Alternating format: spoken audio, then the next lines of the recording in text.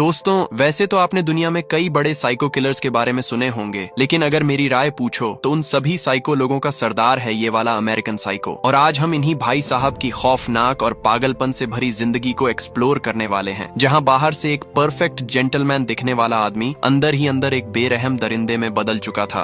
तो चलिए शुरू करते हैं। कहानी की शुरुआत में हम पैट्रिक बैटमैन नाम के एक ऐसे बंदे को देखते हैं जिसे आजकल की दुनिया में लोग सिग्मा मेल के नाम से जानते हैं। हर रोज सुबह होते ही भाई साहब अपना सफेद कच्छा पहनकर मॉर्निंग एक्सरसाइज करना शुरू कर देते हैं। उसके बाद शुरू होता है इनका अजीबोगरीब ब्यूटी रूटीन, जहां चाचा अपने थोबड़े पर तरह तरह की क्रीम लगाते हैं, महंगे शैम्पू, बॉडी लोशन और साबुन से नहाते हैं। मतलब भाई साहब अपनी बॉडी और फेस को लेकर इतने ज्यादा सीरियस थे मानो कोई इंसान नहीं बल्कि चलता फिरता कॉस्मेटिक शोरूम हो। खैर छोड़ो। इसके बाद चाचा अपना भोजपुरी भजन सुनते हुए ऑफिस में पहुंचते हैं। तभी वो अपने असिस्टेंट से कहता है कि आज की सभी मीटिंग्स दोपहर 2 बजे तक पोस्टपोन कर दो और तुम्हें कितनी बार कहा है ऐसे कोट पैंट पहनकर ऑफिस मत आया करो। कभी अपने बॉस को भी खुश कर लिया करो, नहीं तो तुम्हारा प्रमोशन कैसे होगा। खैर, अपनी पर्सनल बातें करने के बाद चाचा टीवी में पोगो देखना शुरू कर देता है। ऐसे ही पूरा दिन ऑफिस में पोगो देखने के बाद रात को वो अपनी फियांसी जिया के साथ निकलता है। दरअसल दोनों का एंगेजमेंट पहले से ही हो चुका है, लेकिन दोनों ही एक दूसरे को बिल्कुल भी पसंद नहीं करते। जिया पैट्रिक के रहते दूसरे मर्दों से संबंध बनाती है और इधर पैट्रिक का भी जिया की बेस्ट फ्रेंड ओलिविया के साथ चक्कर चल रहा होता है। मतलब समझ ही सकते हो दोनों ही एक दूसरे को धोखा देने में किस लेवल के एक्सपर्ट हैं। खैर दोस्तों, पैट्रिक चाचा की जिंदगी ऐसे ही चल रही होती है। ऐसे ही एक दिन वो ऑफिस का काम खत्म करके अपने साथी जॉर्ज के साथ अड्डा मार रहा होता है। इसी बीच उसी का एक और साथी पॉल वहाँ आ जाता है। आगे वो सभी को बताता है कि मैंने एक नया विजिटिंग कार्ड बनवाया है, देखकर बताना कैसा है। जैसे ही पैट्रिक उसका कार्ड देखता है उसका दिमाग पूरी तरह से घूम जाता है। दरअसल दोस्तों, पैट्रिक हमेशा से ही हर चीज में सबसे आगे रहना चाहता था, चाहे वो पैसा हो, लुक्स हो या फिर एक विजिटिंग कार्ड ही क्यों ना हो। और जब वो देखता है कि पॉल ने उन सभी लोगों से 1000 गुना ज्यादा क्लासी और हाई क्वालिटी का विजिटिंग कार्ड बनवा लिया है तो उसका अंदर ही अंदर खून खौल उठता है। मौके पर ही वो बिना किसी से कुछ कहे वहाँ से सीधा अपने घर के लिए निकल जाता है। इसी बीच रास्ते में उसे एक भिखारी मिल जाता है। वैसे ही उसका दिमाग पहले से खराब चल रहा होता है, ऊपर से भिखारी उसे बार बार भीख मांगते हुए परेशान करने लगता है। ये सब देख मैट्रिक सीधा अपना चाकू निकालकर उसे स्वर्ग लोक भेज देता है। इतना ही नहीं, वो पागल बगल में मौजूद कुत्ते को भी बहुत ही बेरहमी से मारकर वहाँ से निकल जाता है। सुबह होते ही चाचा मसाज लेने के लिए एक स्पा में चला जाता है। मतलब कुछ भी, इतना बड़ा कांड करने के बाद चाचा बिंदास वहाँ मसाज लेने लगता है। एक बार आप लोग भी सोचो दोस्तों, कोई इंसान इतना बड़ा क्राइम करने के बाद भी इतना काम कैसे रह सकता है। इससे आप लोग समझ ही चुके होंगे कि या तो ये बंदा पूरी तरह पागल है या फिर किसी खतरनाक साइकोटिक डिसऑर्डर से गुजर रहा है। खैर जो भी हो, इसके बारे में हम आगे और भी समझते जाएंगे। इसके कुछ दिन बाद पैट्रिक और उसकी फियांसी एक पार्टी का आयोजन करते हैं जहाँ पॉल को भी बुलाया जाता है। पैट्रिक सीधा उसके पास जाकर उसे ड्रिंक का ऑफर देने लगता है। पहले तो पॉल उसे मना कर देता है, लेकिन जब पैट्रिक उसे दुनिया का सबसे बेहतरीन माल पानी पिलाने का ऑफर देता है तब वो उसके साथ चला जाता है। इसी के साथ पैट्रिक उसे एक बगल वाले रेस्टोरेंट में लेकर आता है और वेटर से सबसे सस्ती वाली दारू मंगवाता है। आगे से पॉल गुस्से में कहता है, साले, दुनिया का सबसे बेहतरीन माल पिलाने की बात करके तू मुझे यहाँ ये सस्ती हरिया पिला रहा है। आगे से पैट्रिक उसे शांत करते हुए कहता है, अगर तुझे असली प्रीमियम माल पीना है तो उसके लिए तुझे मेरे घर चलना पड़ेगा। फिलहाल थोड़ा यहीं एंजॉय कर लें, उसके बाद हम सीधे मेरे घर चलेंगे। दूसरी तरफ पॉल को सच में यही लग रहा होता है कि पैट्रिक के घर में कोई बहुत ही महंगी और रेयर ड्रिंक रखी हुई है, इसलिए वो जल्दी जल्दी अपना ग्लास खत्म करता है और उसके साथ उसके घर के लिए निकल पड़ता है। घर पहुंचते ही पैट्रिक उसे आराम से बिठाता है,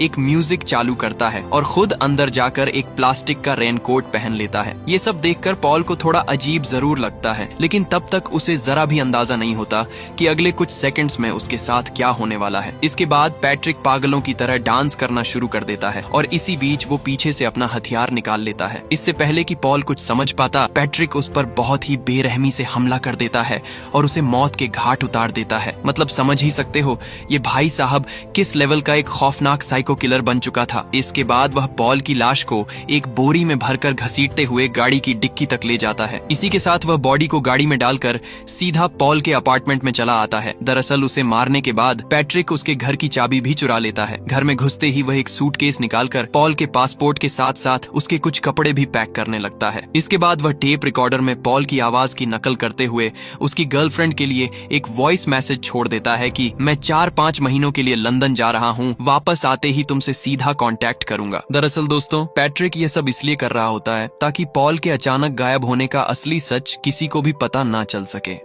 इसके बाद अगले ही दिन से चाचा दोबारा अपने ऑफिस के कामों में लग जाता है। इसी बीच उसकी सेक्रेटरी आकर बताती है कि आपसे मिलने के लिए कोई डोनाल्ड नाम का डिटेक्टिव आया हुआ है। डिटेक्टिव का नाम सुनते ही पैट्रिक का तो होश ही उड़ जाता है। आगे वो अपनी सेक्रेटरी को डरते घबराते हुए उस डिटेक्टिव को अंदर भेजने को कहता है। डिटेक्टिव की ऑफिस में एंट्री होते ही पैट्रिक अपने फोन पर कुछ इस तरीके से बात करने लगता है मानो वो बहुत ही ज्यादा बिजी और किसी इंपॉर्टेंट काम में लगा हुआ हो। खैर, फोन रखते ही डोनाल्ड सीधा पॉइंट पर आता है और कहता है कि मैं पॉल एलन के गायब होने का इन्वेस्टिगेशन कर रहा हूँ। जांच में पता चला है कि वो अभी लंदन में है, लेकिन क्रॉस चेक करने के बाद हमें पता चला कि पॉल लंदन में बिल्कुल भी नहीं है और मैं यहाँ इसलिए आया हूँ क्योंकि उसे आखिरी बार तुम्हारे साथ बैठकर माल पानी पीते हुए देखा गया था। तो मैं जानना चाहता हूँ कि उस रात तुम्हारे साथ पीने के बाद वो किसके साथ गया था। आगे से पैट्रिक इतना ज्यादा डर जाता है कि वो बार बार उसका ध्यान भटकाने के लिए कुछ न कुछ खाने पीने का ऑफर देने लगता है। लेकिन डिटेक्टिव तो डिटेक्टिव है भाई, वो टॉपिक से जरा भी नहीं हटता। आगे से पैट्रिक भी समझ जाता है कि इसे यहाँ से भगाने के लिए कुछ न कुछ बोलना ही पड़ेगा, इसलिए वो उल्टा सीधा बहाने बनाना शुरू कर देता है कि उस रात पीने के बाद मेरा उससे कोई कांटेक्ट नहीं हुआ था, लेकिन हाँ, मुझे इतना पता है कि उसका 4-5 जगह अफेयर चल रहा था और उसने उस रात कुछ ज्यादा ही पी ली थी। शायद किसी ने उसे ठोक दिया हो या फिर कहीं नाली वगैरह में गिर गया हो। आगे से डिटेक्टिव उससे और भी ज्यादा सवाल करने लगता है, लेकिन पैट्रिक उसे रोकते हुए कहता है कि देखिए सर, मेरा बहुत सारा काम पड़ा हुआ है, इसलिए शायद अभी आपको जाना चाहिए, फिर कभी अपॉइंटमेंट लेकर आइएगा। जाते जाते डिटेक्टिव पैट्रिक को कहता है कि अगर उसे किसी भी तरह की कोई इन्फॉर्मेशन मिले तो वो तुरंत उसे इन्फॉर्म करे,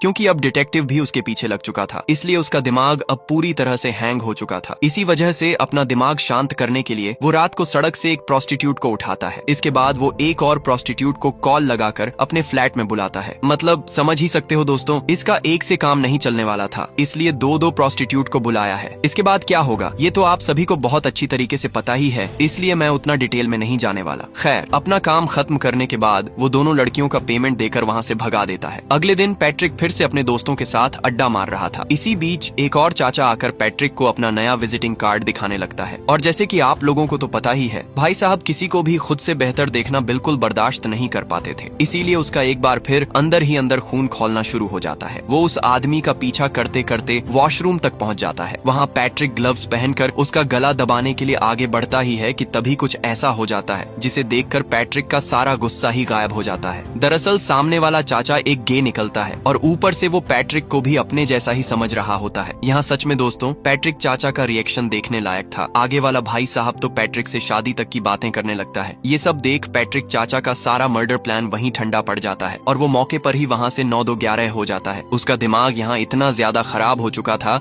कि इसके बाद वो सीधा एक नाइट क्लब में जाकर अपने दोस्त के साथ कुछ देर ड्रग्स लेने लगता है। इसके बाद वो क्लब में मौजूद कुछ लड़कियों से फ्लर्टिंग करने लगता है और रोज की तरह आज भी वो एक मॉडल को अपने साथ ले जाता है। इसके आगे क्या होने वाला है ये तो आप लोगों को पता ही है। अगले दिन ऑफिस में जब पैट्रिक क्रॉसवर्ड खेल रहा होता है तभी उसकी सेक्रेटरी उससे मिलने के लिए आती है। दरअसल ये दीदी मन ही मन पैट्रिक को बहुत ज्यादा चाहती थी और चाहे भी क्यों ना, लॉन्डे की बॉडी भी मस्त थी और दिखने में भी ठीक ठाक ही था, लेकिन दीदी ये सारी बातें उसे कभी भी दिल खोल कर नहीं बोल पाई थी। लेकिन पैट्रिक भी कोई पागल नहीं था, वो भी इतने दिनों में उसके हाव भाव से समझ गया था कि मेरी सेक्रेटरी मुझ पर लट्टू है, इसलिए आज पैट्रिक उसे अपने साथ डिनर डेट पर चलने को कहता है। फिर क्या दोस्तों, दीदी को तो इसी मौके का इंतजार था कि वो उसके करीब आ सके। रात होते ही वो पैट्रिक के घर चली आती है। आगे से पैट्रिक उसका स्वागत करते हुए उसे एक आइसक्रीम देता है। इसके बाद वो सीधा जाकर अपना एक ड्रॉर खोलता है जहाँ हजारों किस्म के चाकू और कट्टर रखे हुए थे। वहाँ से वो एक चाकू उठा लेता है। इसी बीच वो लगातार उसका ध्यान भटकाने के लिए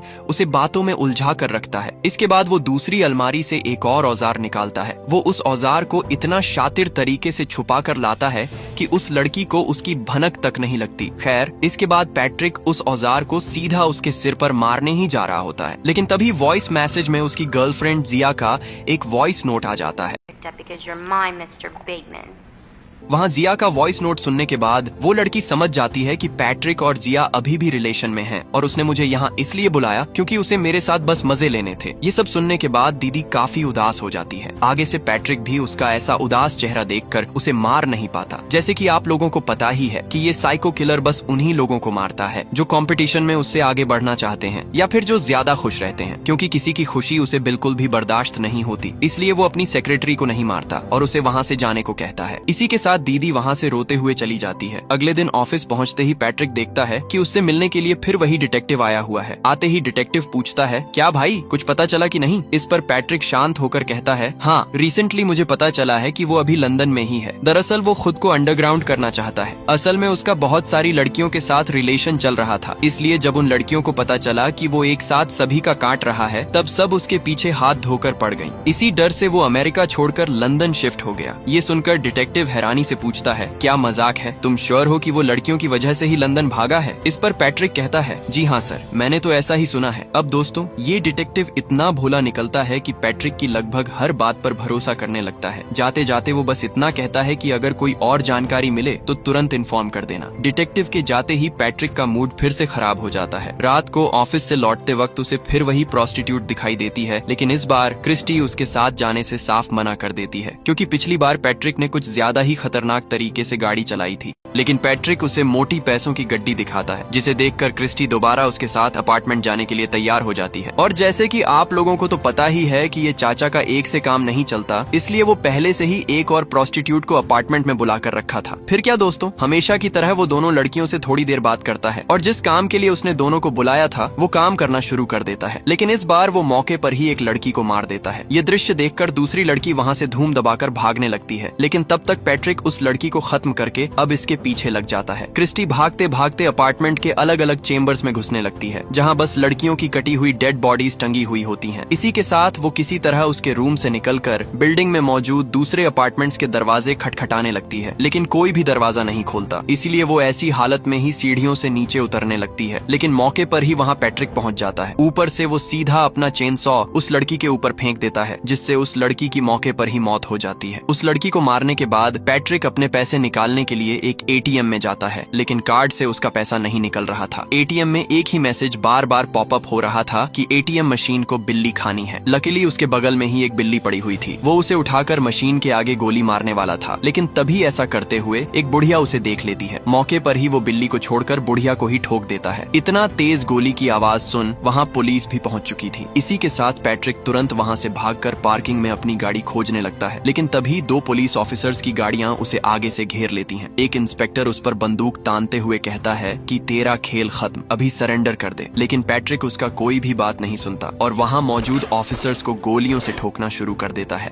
इस फायरिंग के बीच एक गोली जाकर सीधा ऑफिसर की गाड़ी की टंकी में लग जाती है, जिससे वहां जोरदार ब्लास्ट हो जाता है। ऐसा खतरनाक दृश्य देखकर पैट्रिक खुद भी बुरी तरह घबरा जाता है और किसी के आने से पहले ही वहां से दोबारा भाग निकलता है। इसके बाद वो गलती से अपना अपार्टमेंट समझकर किसी दूसरे अपार्टमेंट में घुस जाता है। जब सिक्योरिटी उससे नाम रजिस्टर करने को कहता है तो पैट्रिक बिना कुछ सोचे समझे अपनी बंदूक निकाल कर उसे भी ठोक देता है, क्योंकि दोस्तों यहाँ तक आते आते चाचा का दिमाग पूरी तरह से खराब हो चुका था। उसे खुद समझ नहीं आ रहा था कि वो कर क्या रहा है। अब उसके सामने जो भी आ रहा था वो उसे गोली मारते हुए आगे बढ़ रहा था। ऐसे ही पागलों की तरह भागते भागते कुछ देर बाद वो आखिरकार अपने अपार्टमेंट तक पहुंच जाता है, लेकिन रूम में घुसते ही वो बाहर देखता है कि उसे पकड़ने के लिए मिलिट्री तक पहुंच चुकी है। ये देख वो तुरंत अपने लॉयर को कॉल लगाता है और घबराहट में कहता है कि उसने लगभग 30 से 40 लोगों को मौत के घाट उतार दिया है। इतना ही नहीं, वो ये भी बताता है कि किस तरीके से उसने कुछ लड़कियों के बॉडी पार्ट्स को भी काट कर खाया है। दरअसल वो ये सब अपने लॉयर को इसलिए बता रहा था ताकि वो उसे बचाने के लिए हर मुमकिन कोशिश कर सके। इसके बाद वो कॉल पर ही उससे मिलने की बात कहता है। खैर, अगली सुबह अपना मॉर्निंग रूटीन खत्म करने के बाद वो सीधा पॉल एलन के अपार्टमेंट की तरफ निकल जाता है। वहाँ पहुंचकर वो देखता है कि पॉल का घर पूरी तरह खाली पड़ा हुआ है। तभी एक लेडी आकर उसे बताती है कि ये घर ऑलरेडी सेल हो चुका है, इसलिए आप यहाँ से चले जाइए। इस पर पैट्रिक हैरानी से कहता है कि मेरा दोस्त पॉल एलन यहाँ रहता है, उसकी इजाजत के बिना आप लोग ये घर कैसे बेच सकते हो। तब वो लेडी साफ शब्दों में कहती है कि यहाँ पॉल एलन नाम का कोई आदमी नहीं रहता, इसलिए तुम यहाँ से तुरंत निकल जाओ। ये सब सुन पैट्रिक तो अंदर से पूरी तरह हिल जाता है। वो बिना कोई बहस किए वहाँ से सीधा बाहर निकल आता है। बाहर आते ही रोते हुए अपनी सेक्रेटरी को कॉल लगाता है और कहता है कि आज वो ऑफिस नहीं आ पाएगा। लेकिन दूसरी तरफ सेक्रेटरी लगातार उसे ऑफिस आने के लिए बोल रही होती है, क्योंकि बहुत सारा काम पड़ा हुआ था। उसकी बातें सुन पैट्रिक और ज्यादा चिढ़ जाता है। वो गुस्से में कॉल काटता है और सीधा बार में अपने दोस्तों के पास पास चला जाता है। वहाँ कुछ देर बैठने के बाद उसका लॉयर हावर्ड भी वहाँ पहुँच जाता है। उसे देखते ही पैट्रिक तुरंत उसके पास जाकर पूछता है, कल मैंने तुम्हें वॉइस नोट भेजा था, तुम्हें मिला कि नहीं? इस पर हावर्ड हंसते हुए कहता है, कल कितना चढ़ाकर मैसेज भेजा था बे। खैर, स्टोरी तो बढ़िया थी लेकिन एंडिंग बहुत बेकार थी। ये सुनते ही पैट्रिक पूरी तरह भड़क जाता है क्योंकि हावर्ड ने उसकी सारी बातों को मजाक समझ लिया था। इसके बाद वो गुस्से में कहता है, अरे भाई, वो सब मजाक नहीं था, मैंने ही पॉल एलन को मारा है, साथ ही बाकी के 30 से 40 लोगों को भी ऐसे ही खत्म कर दिया, इसलिए मुझे बचाने के लिए तुरंत प्रिपरेशन लो। लेकिन हावर्ड उसकी बात सुनकर आराम से कहता है, क्या बकवास कर रहे हो, मैं तो 2 दिन पहले ही पॉल एलन के साथ बैठकर माल पानी पी रहा था। ये सुनते ही पैट्रिक के पैरों तले जमीन खिसक जाती है क्योंकि पॉल को तो उसने अपने हाथों से मारा था, फिर वो अभी तक जिंदा कैसे हो सकता है? और अगर उसने सच में इतने लोगों को मारा था तो अब तक पुलिस या मिलिट्री उसे पकड़ने क्यों नहीं आई? दरअसल दोस्तों, इतने दिनों से पैट्रिक जिन लोगों को मार रहा था वो सब उसकी हेलुसिनेशन थी। असल में वो जिन लोगों को पसंद नहीं करता था उन्हें अपनी इमेजिनेशन में ही मारता रहता था। यानी इतने दिनों से उसका दिमाग और रियलिटी पूरी तरह आपस में उलझ चुके थे। तो दोस्तों, आज की कहानी कैसी लगी कमेंट में जरूर बताना और मेरी बाकी वीडियोस भी जरूर चेकआउट करना। आपका बहुत बहुत धन्यवाद।